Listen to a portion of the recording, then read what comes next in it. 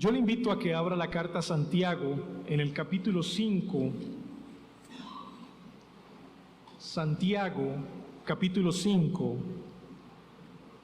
Y hoy estaremos terminando nuestra carta. Realmente, hoy llegaremos al final de nuestra carta. Estaremos leyendo a partir del versículo 13 hasta el versículo 20. Y el tema principal que trata Santiago al final de su carta tiene que ver con la vida cristiana o con la fe viva del cristiano en relación con la vida espiritual de la iglesia. Realmente el énfasis en estos últimos versículos es la vida espiritual de la iglesia. Y esa vida espiritual de la iglesia la podemos ver en dos acciones, o digamos así, en dos grandes encabezados que nos permiten ver esa vida espiritual de la iglesia. El primer encabezado, número 1, es que apela a la guerra espiritual. La iglesia, la vida cristiana, la fe viva en el creyente, apela a la guerra espiritual como parte de su vida espiritual en la iglesia. O sea que en primer lugar apela a la guerra espiritual. Y esto lo encontramos a partir del versículo 13 hasta el versículo 18. Pero en segundo lugar, lo que hace la fe viva en el creyente es que apela a la restauración del hermano. Entonces apela a dos cosas. Apela a la guerra espiritual, versículo 13 al 18, pero apela a la restauración del hermano, versículo 19 y versículo 20. Realmente son dos cosas importantes con las que Santiago quiere terminar su discurso, y realmente ahora es un discurso que se preocupa mucho por el qué debe hacer el creyente en momentos particulares que Santiago va a explicar a partir del versículo 13. Entonces, en primer lugar, la fe viva del creyente apela a la guerra espiritual. Apela a la guerra espiritual, en primer lugar, cuando acude a la oración. Apela a la guerra espiritual, en primer lugar, cuando acude a la oración. Leamos el versículo 13. ¿Está alguno entre vosotros afligido? Aquí viene la respuesta. Haga oración. ¿Está alguno alegre? Cante alabanzas. ¿Está alguno enfermo entre vosotros? Llame a los ancianos de la iglesia y se repite, y oren por él, ungiéndole con aceite en el nombre del Señor. Versículo 15. Y la oración de fe se repite 3 veces. Oración, versículo 13. Oración, versículo 14, y oren por él. Y oración, versículo 15, y la oración de fe salvará al enfermo. Parece ser que la palabra oración es el tema dominante de estos 3 primeros versículos, del versículo 13 al versículo 15. O sea que el verdadero creyente o la fe viva en el creyente apela a la guerra espiritual cuando acude a la oración. Ahora Santiago nos va a explicar cuándo acudir a la oración de manera especial. Sabemos que como creyentes debemos orar en todo tiempo, pero hay momentos especiales que nos exigen como creyentes a realizar oraciones especiales también. Miren el versículo 13. La pregunta: ¿está alguno entre vosotros afligido? Y aquí Santiago maneja un paralelismo antitético. ¿Qué significa el paralelismo antitético? Presenta un contraste entre la línea A del versículo 13 y la línea B del versículo 13. Un contraste. ¿Y dónde se ve marcado el contraste? En 2 palabras. En las 2 preguntas. Miren la palabra afligido en la primera pregunta. ¿Está alguno entre vosotros afligido? Ahora miren la palabra alegre en la siguiente pregunta. ¿Está alguno alegre? Hay un contraste en un mismo versículo. Por un lado, Santiago está apuntando a la aflicción, pero por otro lado, Santiago está apuntando a la alegría, como contrarios. Lo contrario a la aflicción es la alegría, lo contrario a la alegría es la aflicción. Por eso es un paralelismo antitético o un paralelismo de contraste. Ahora, ¿qué nos quiere enseñar Santiago con este contraste? Bueno, en primer lugar, que la aflicción de la cual trata en el versículo 13 es emocional, no es una aflicción física. Voy a explicar eso. Parece ser que el enfoque del versículo 13 es la condición o el estado del alma del creyente. Es en esos momentos en los cuales el creyente está tan abrumado, tan cargado, destruido por lo que le ha pasado, por lo que ha vivido. Puede que haya experimentado una enfermedad o esté experimentando una enfermedad muy dolorosa, muy difícil. Puede que esté experimentando problemas financieros muy graves. Puede que esté experimentando problemas familiares o maritales que lo tienen destrozado internamente. Está cargado, abrumado. Y el enfoque de Santiago aquí es que como creyentes llega un punto en medio de la prueba que nuestras almas se cargan tanto, pero tan cargadas, tan afligidas, que la palabra que describe esta condición es la palabra aflicción en el versículo 13. Y es que el Señor también entiende la aflicción de sus hijos. Realmente el Señor está cercano a la aflicción de sus hijos. Y más que nosotros mismos, es el Señor quien conoce el estado o la condición espiritual de sus hijos. Por ejemplo, cuando llegan un domingo a escuchar la palabra de Dios en una escuela bíblica. ¿Cuántos creyentes no llegan a escuchar la palabra de Dios con el alma afligida, llena de dolor o de cansancio espiritual? ¿O cuántos creyentes no llegan al culto a escuchar la predicación tratando de buscar alimento espiritual en medio ya de un valle de sombra y de muerte que están atravesando? Y la esperanza que tienen esos creyentes es poder escuchar un poco de la palabra de Dios, aunque sea un poquito de Dios. Esa es su única esperanza en medio de toda la adversidad que están pasando. Y ese es el énfasis de la palabra afligido. Pero cuando un creyente se encuentre tan abrumado espiritualmente, entonces Santiago dice, debe acudir a la oración. ¿Cuál es la solución en medio de la aflicción? La oración. Y quiero explicar algo. La forma como Santiago utiliza la oración aquí no quiere decir que el creyente que viene abrumado en medio de la prueba que está viviendo, al hacer la oración, la prueba se va a ir. No es esa la idea. La idea es que en medio de la prueba, el alma del creyente descanse en la oración. Es decir, que obtenga nuevo ánimo, que obtenga fortaleza espiritual para seguir soportando la prueba. Así que la oración acá no se presenta como la solución de la prueba. Oro y se termina mi prueba como un acto milagroso. Realmente la oración aquí tiene el fin, es de fortalecer espiritualmente al creyente abrumado en medio de la prueba, aunque la prueba, al hacer la oración, no desaparezca. Es un nuevo aliento, es un nuevo ánimo, y esa oración se hace a Dios.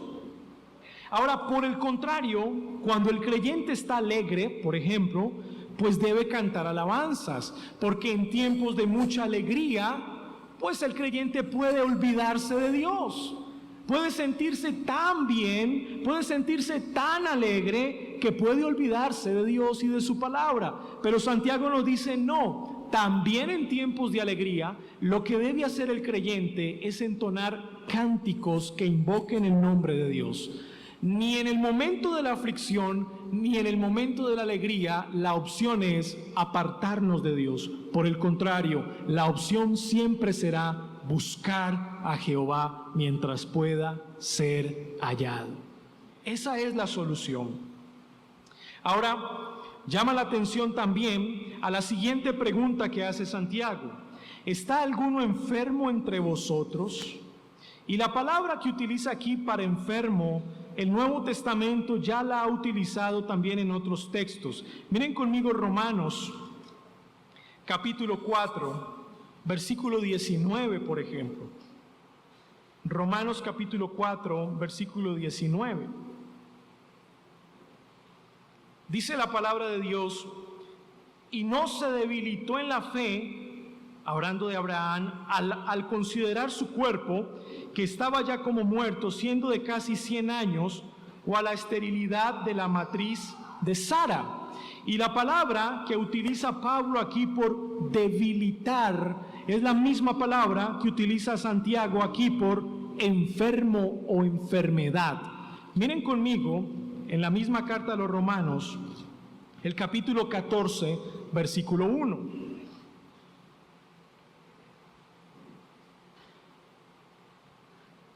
Recibid al débil en la fe, pero no para contender sobre opiniones. La palabra que usa Pablo aquí para débil es la misma palabra que utilizó en Romanos capítulo 4 y es la misma palabra que Santiago utiliza en el versículo 14 del capítulo 5. Parece indicar en primera instancia que la pregunta que hace Santiago, esta tercera pregunta, va más enfocada a la enfermedad espiritual que a la enfermedad física. Es como si él estuviese preguntando: ¿está alguno debilitado entre vosotros? Su fe está decayendo, su vida espiritual se está enfriando, su ánimo espiritual está decayendo, no es el mismo. Algo le ha ocurrido a este creyente que Santiago hace esa pregunta: te veo débil en tu fe, te veo debilitado en tu vida cristiana. ¿Qué ha ocurrido contigo? Ahora, en primer lugar, yo creo que está hablando de la debilidad espiritual. Podríamos tal vez considerar una segunda opción, que esté hablando de una enfermedad física. Vamos a inclinarnos por la primera, pero también veremos algunas implicaciones para la segunda. ¿Qué debe hacer un creyente cuando se encuentra en una condición de debilidad y desánimo espiritual? Miren lo que debe hacer el creyente: llamar a los ancianos de la iglesia. Es decir, todo parece indicar que es el mismo creyente quien identifica su decaimiento espiritual.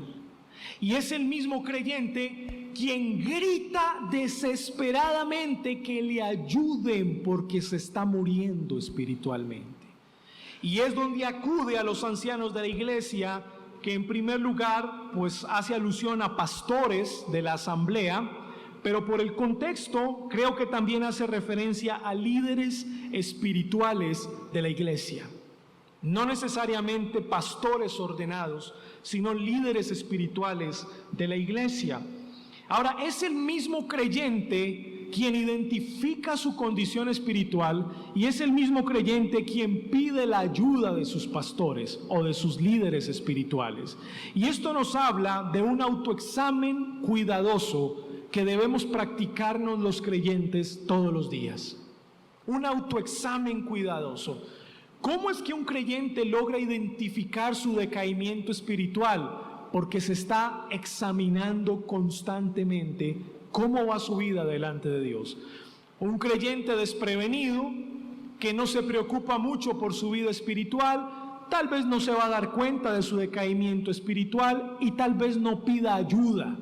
Pero un creyente que está haciendo bien su trabajo de autoexaminarse constantemente, identificará el problema, sabrá que requiere ayuda espiritual y llamará a los ancianos de la iglesia. ¿Y para qué los llamará? Para que oren por él. Miren la oración, la guerra espiritual apela a la oración de la iglesia.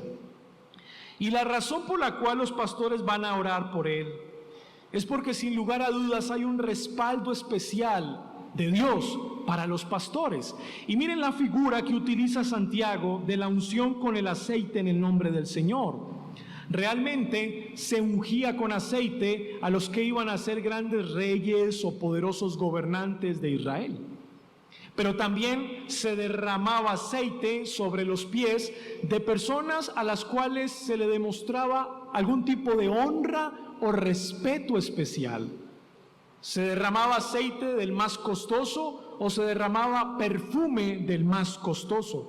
También se derramaba aceite sobre los cuerpos muertos de los israelitas. Algún tipo de ceremonia especial sobre estos cuerpos. Santiago utiliza el mismo ejemplo para decir, o para explicar más bien, que estos pastores derramarán aceite o pondrán aceite sobre la persona debilitada espiritualmente como un símbolo. Recuerden que el derramamiento del aceite sobre la cabeza de los poderosos o de los reyes trabajaba como un símbolo, como una figura de que había sido elegido por Dios para cumplir una misión especial y que Dios iba a estar con él, le iba a respaldar. Y hay algo interesante aquí, que Dios iba a estar con él, respaldándolo en sus buenas decisiones como rey o castigándolo por su desobediencia. Pero en ambas cosas Dios iba a estar con él. Ahora, Santiago utiliza la misma figura como símbolo. El aceite, el cual los pastores utilizan para orar por los hermanos débiles en la fe, también es un símbolo. Y es un símbolo de la intervención de la gracia divina en el creyente más débil. No es que el aceite sea milagroso, no es que el aceite haga un milagro especial, no es que el pastor haga un milagro especial cuando ore, pero sí hay una gran verdad: el Señor respalda la oración del pastor por el hermano débil en la fe. Hay un respaldo especial de Dios en la oración de los pastores. Si usted le quiere llamar a eso una unción especial, entendiéndolo bíblicamente, creo que no hay problema. Pero hay un respaldo especial de Dios en sus ministros y en sus líderes a la hora de hacer una oración por los hermanos débiles en la fe. Es allí donde esa oración opera para salvación, dice Santiago en el versículo 15, y la oración de fe salvará al enfermo. Es la oración de fe de los pastores. Y note muy bien en el nombre de quién se hace la oración, versículo 14, en el nombre del Señor, queriendo decir que el obrar poderoso en la vida de ese creyente débil es el obrar de Dios. Es la intervención directa de la gracia divina en la vida del creyente débil en la fe. Así que esto es muy importante, porque Dios respalda la oración pastoral y salva al enfermo. Y aquí la palabra que utiliza Santiago para salvar al enfermo, pues también se puede ver como sanar. La misma palabra soter en griego, de donde viene la palabra soteriología o doctrina de la salvación, también se puede utilizar por sanar al enfermo de un problema espiritual crónico.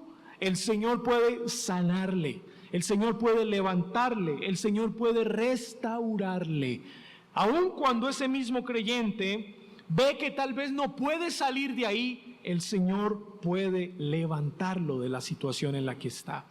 O sea, la esperanza está puesta en el Señor, la oración de fe. Y parece ser que era una oración muy oficial. ¿Me entienden lo que les quiero decir? O sea, no era una oración rápida de parte del pastor. Parece ser que era una oración oficial, donde los pastores tomaban al hermano débil en la fe o que estaba desanimado espiritualmente, ponían sus manos sobre el hermano y delante de Dios lo presentaban haciendo una oración oficial.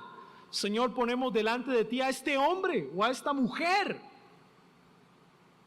que ha vivido un desánimo espiritual profundo, y era una oración de clamor a Dios urgente, de vida o muerte. Parece ser que era el momento más importante de ese creyente desanimado, y era una oración de vida o muerte.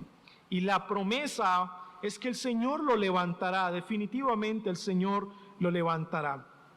Y mire cómo introduce Santiago el tema de los pecados. Y si hubiere cometido pecados, esa persona que está débil espiritualmente, le serán perdonados. ¿Por qué? Porque es muy posible que la condición en la cual se encuentre esa persona se deba a algún pecado cometido. O sea, muy posiblemente la situación de la frialdad espiritual de esa persona o de su desánimo espiritual posiblemente sea a través de algún pecado cometido por la persona. En otros casos va muy ligado al hecho de experimentar una situación muy dolorosa la cual no se esperaba, como la pérdida de un ser querido, o como un problema marital muy fuerte, o como una enfermedad muy dolorosa que ha traído desaliento al alma del creyente. Pero Santiago tiene en cuenta que en muchos de esos casos y situaciones pueden haber pecados cometidos. Hay involucrados algunos pecados en el desánimo del hermano. Y por eso Santiago dice, este es el momento oportuno para que tus pecados, si has cometido pecados, sean perdonados. O sea que la visita pastoral no solamente es una visita que tenga que ver con una oración oficial, sino que también es una visita para que los creyentes confiesen a los pastores sus pecados. Noten bien eso. Yo creo que más de uno de los que estamos aquí viviríamos con una mayor tranquilidad en nuestras vidas si escucháramos la voz audible de Dios diciéndonos, te perdono tus pecados. Y descansaríamos, tendríamos seguridad, Señor nos perdonó los pecados. Pudo escuchar la voz de Dios, pero la certeza y convicción profunda del corazón del creyente a la persona de Cristo es lo que hace descansar al creyente en el perdón de sus pecados. Sin embargo, de una manera especial y en primer lugar, el Señor utiliza a los pastores para eso. No que el pastor perdone el pecado del pueblo, pero a través de la confesión de los pecados al pastor, el creyente puede encontrar descanso para su alma. Y puede encontrar en el pastor a ese líder espiritual con el cual puede contar. Esa es la idea.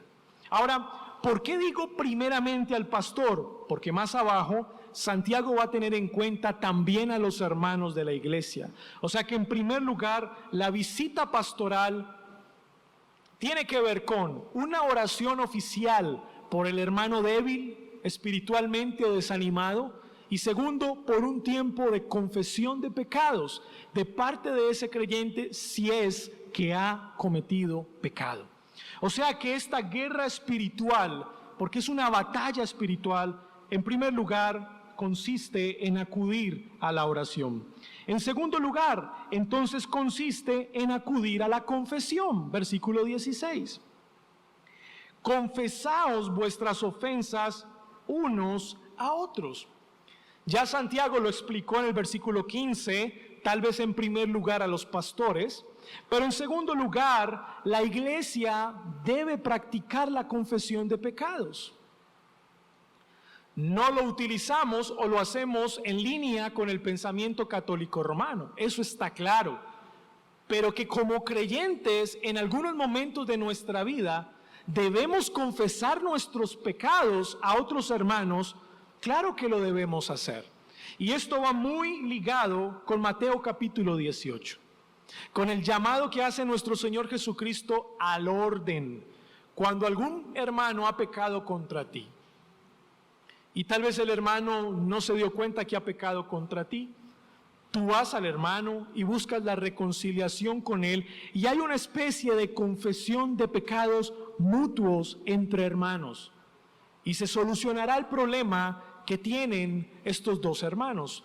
Pero también en momentos donde algún cristiano está abrumado por sus pecados, puede encontrar descanso en otro hermano en la fe, el cual será un hermano de confianza, al cual tal vez le podrá confesar y contar sus luchas. Miren, hermanos, ¿por qué la comunión es tan importante? Recuerdan que nosotros tenemos comunión primero por la adopción, porque hemos sido adoptados como hijos delante de Dios y por Dios. Y es por eso que hay comunión por adopción, pero luego hay comunión ya por relación, porque estamos cercanos, porque hacemos parte de una misma iglesia local y porque trabajamos como un cuerpo que está unido con una misma fe, con un mismo bautismo, con un mismo Señor, con un mismo Dios, con una misma doctrina. Y ahí es donde la comunión entre hermanos se hace cada vez más fuerte. Y la idea, cada vez que el creyente alcanza madurez en la vida cristiana, no es solamente que se convierta en un creyente experto en escuchar los pecados de otro, sino también que se convierta en un creyente humilde al reconocer y confesar sus propios pecados delante de otro. Es decir, el vivir con la fachada o con la apariencia de que yo no lucho con nada y de que yo no soy tentado por nada y de que soy el hombre fuerte, inamovible, es mentira. Y Santiago trae una realidad a la iglesia a la cual escribe la carta. Aquí ninguno es el superhombre, aquí ninguno es el más fuerte o se cree ser el más fuerte. Aquí todos luchamos con alguna u otra cosa, pero todos luchamos. Y la confesión es muy importante. Ahora, en términos de paridad y pluralidad de ancianos, es crucial, porque los pastores también luchamos y nos sentimos tentados y el diablo nos ataca con fuerza para destruirnos, pero entonces los pastores debemos hacer uso de humildad también cuando en nuestro consejo de ancianos confesamos nuestros pecados unos con otros y reconocemos nuestras luchas, nuestras batallas, nuestras debilidades, y nuestros otros pastores nos ayudan y nos levantan, nos dan fuerzas para continuar adelante. Ahora, aunque es algo que se aplica para el consejo de ancianos, Santiago lo aplica para toda la iglesia. Mis hermanos, no se ahogue solo. Mi hermano, no permitas que tu vida espiritual muera por tu independencia o tu autonomía espiritual. Tú tienes hermanos en la fe, acércate y pide ayuda. Pide ayuda. La confesión de los pecados es un arma mortal en la guerra espiritual. Aquel que pelea su guerra espiritual confiesa sus pecados. No los guarda, los confiesa. Pero en tercer lugar, esa guerra espiritual también tiene que ver con acudir a la intercesión. Versículo 16b. Y orad unos por otros para que seáis sanados. Miren que aquí ya Santiago, o bueno, más bien la traducción, pues no lo traduce como salvados, pero bien lo puede hacer. Orad unos por otros para que seáis salvados, también lo puede usar, pero utiliza sanados. La oración eficaz del justo puede mucho. Elías era hombre sujeto a pasiones semejantes a las nuestras y oró fervientemente para que no lloviese, y no llovió sobre la tierra por 3 años y 6 meses. Y otra vez oró y el cielo dio lluvia y la tierra produjo su fruto.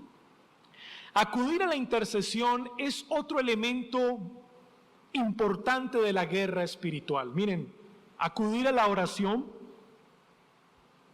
acudir a la confesión y acudir a la intercesión. Y aquí la palabra que estoy utilizando por intercesión es esa oración intensa que hace la congregación por los otros hermanos. Es la oración intensa que hay entre los unos y los otros. Algo así como cuando Daniel oraba y después el ángel le dijo a Daniel, ya se había dado la respuesta en los cielos, pero hubo un problemita en el camino, una especie de guerra espiritual, pero ya estoy aquí con el mensaje. El Señor ya había respondido tu oración hace tiempo. Algo así ocurre con la intercesión acá. Es una guerra espiritual tan profunda donde la iglesia ora intensamente, ora sin cesar los unos a los otros en una gran batalla, donde el enemigo se opone a la oración, donde nuestros propios pecados se oponen a la oración y nos desafían. Pero por eso la oración tiene que ser intensa. ¿Qué dijo Pablo cuando establecía el orden en el culto público? Que los que debían levantar manos santas sin ira, sin contienda, públicamente eran los varones de la iglesia. ¿Y saben por qué les decía eso? Porque si el varón tiene las manos limpias para orar públicamente, es porque lo hace en secreto, es porque lo hace en privado y es porque lo hace con su familia. O sea, presupone Pablo que el varón que ora públicamente es un varón de oración, no va a fingir una espiritualidad que no tiene en casa. Es este tipo de intercesión a la cual me refiero, la intercesión que quebranta la hipocresía en la vida de la iglesia. Que no simplemente hago el que oro, sino que en casa estoy orando por mis hermanos y que en el devocional familiar con mi esposa y con cualquier persona que viva conmigo, vamos a orar por la iglesia. Y vamos a mencionar las necesidades de nuestros hermanos particularmente. Y vamos a rogar a Dios en familia que el Señor tenga compasión y misericordia y le dé fortaleza a mis hermanos. Pero es una oración intensa, no es simplemente pública. Hace parte del estilo de vida de la iglesia, mis hermanos. No es una oración por cumplir. Ahora, me gusta la realidad y la sinceridad con la que habla Santiago. Miren esto. Él dice que esa oración es una oración eficaz porque la levanta el justo. Y si alguien en esta mañana me pregunta, pastor, ¿qué quiere decir con oración eficaz? Yo le respondo, oración eficaz. ¿Quiere decir usted que el Señor de manera especial respalda y escucha la intercesión intensa de la iglesia? Y mi respuesta es sí. ¿Y dónde queda la soberanía de Dios? Ahí está la soberanía de Dios. Dios ha decretado respaldar la oración de los justos. Sí, la respalda.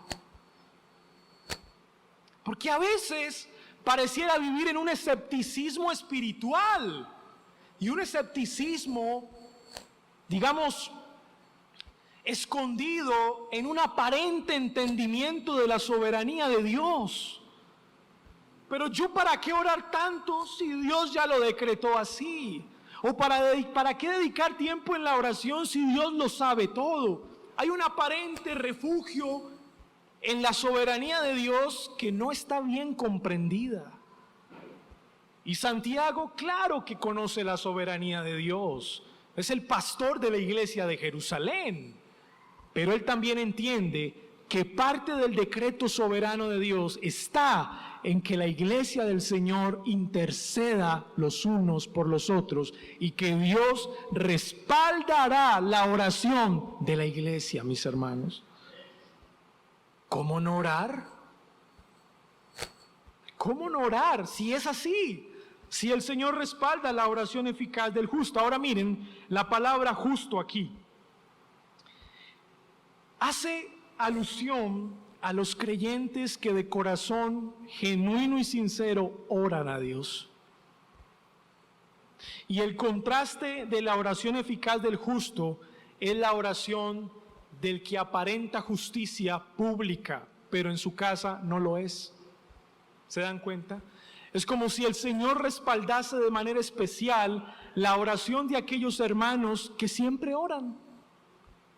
No de aquellos hermanos que oran por aparentar públicamente, pero que en casa no lo hacen. Y esa es la oración eficaz del justo, el que ora sin cesar, continuamente ora. Y miren la realidad.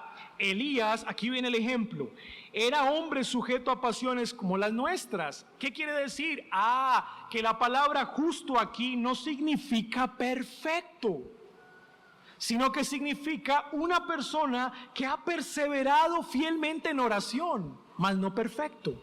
Porque Elías era un hombre sujeto a pasiones como las nuestras, tenía las mismas debilidades, experimentó tal vez el mismo desánimo en algún momento de su vida, algún momento de su vida experimentó tal vez duda. No tenía la misma fuerza espiritual para afrontar las tentaciones y las pruebas siempre, como nosotros, pero oró fervientemente para que no lloviese.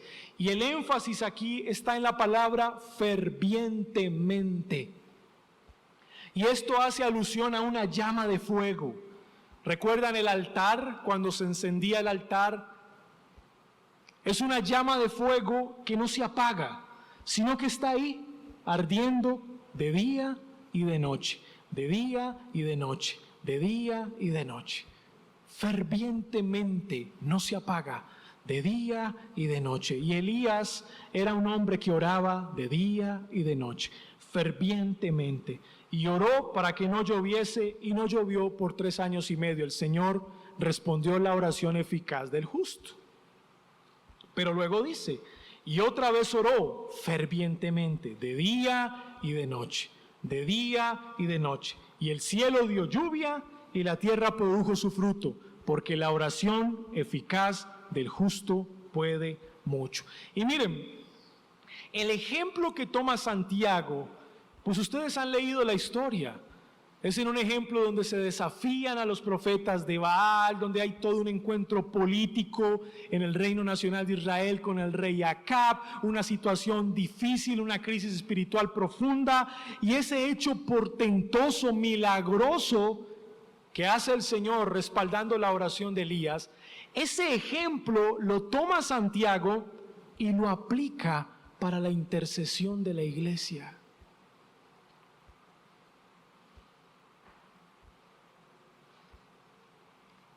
Hay algo, y escúcheme bien lo que le voy a decir, hay algo más poderoso que hacer caer lluvia del cielo a través de la oración. Hay algo más poderoso que hacer caer lluvia del cielo a través de la oración.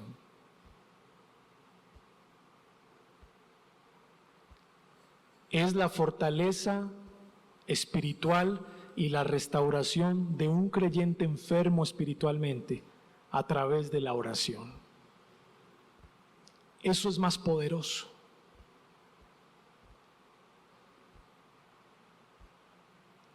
Cuando nos podríamos nosotros parar aquí y tratar de ver una obra milagrosa de Dios a través de una oración, el Señor por su palabra nos dice, ¿qué más quieres ver tú?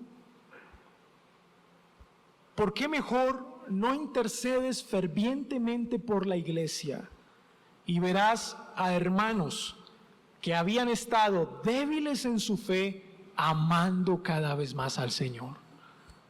¿Quieres ver algo mejor en la iglesia? Que aquel hermano que por todo se quejaba,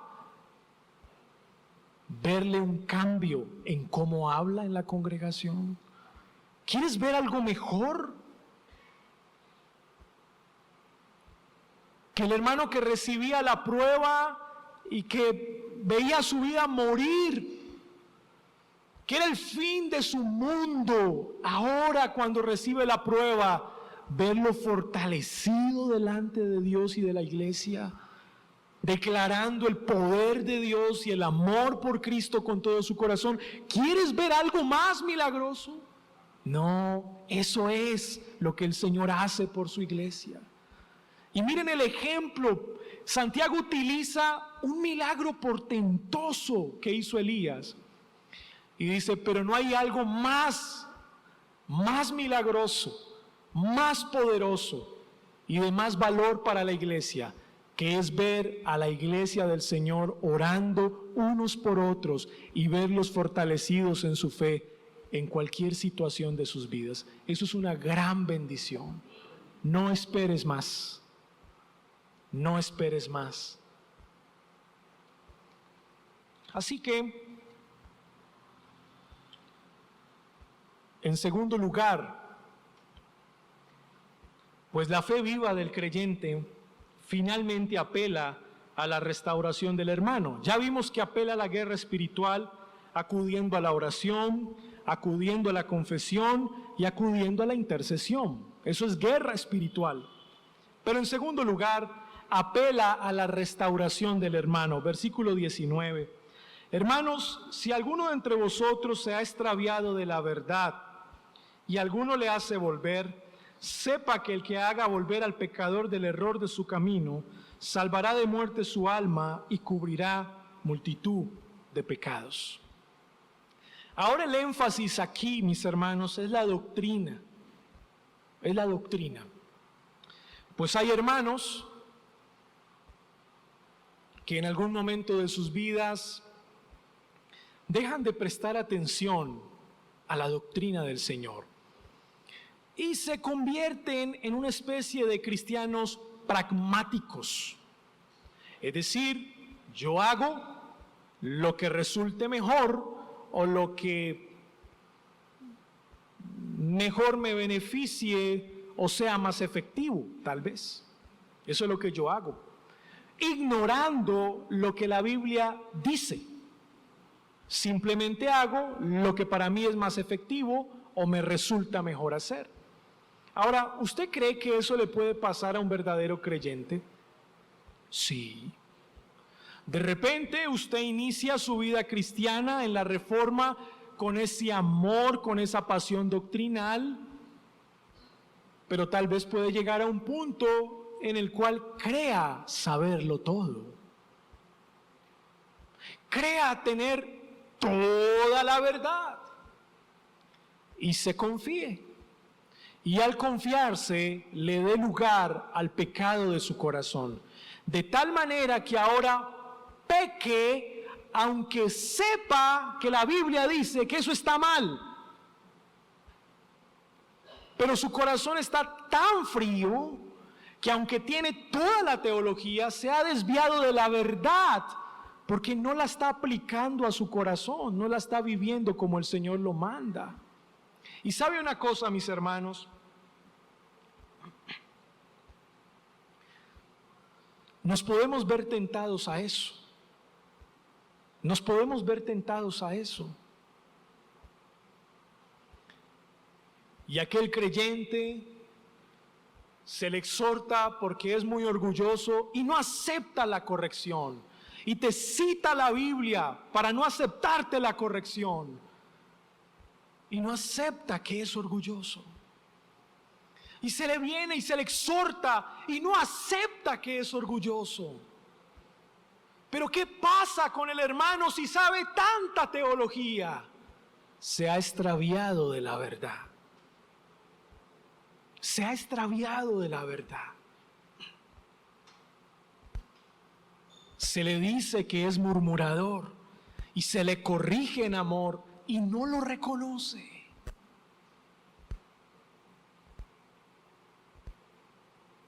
Pero si hizo el curso de confesión de fe, si es miembro tantos años en la iglesia, ¿cómo es posible? Es posible, porque se puede desviar de la verdad en algún momento. Y ¿saben una cosa?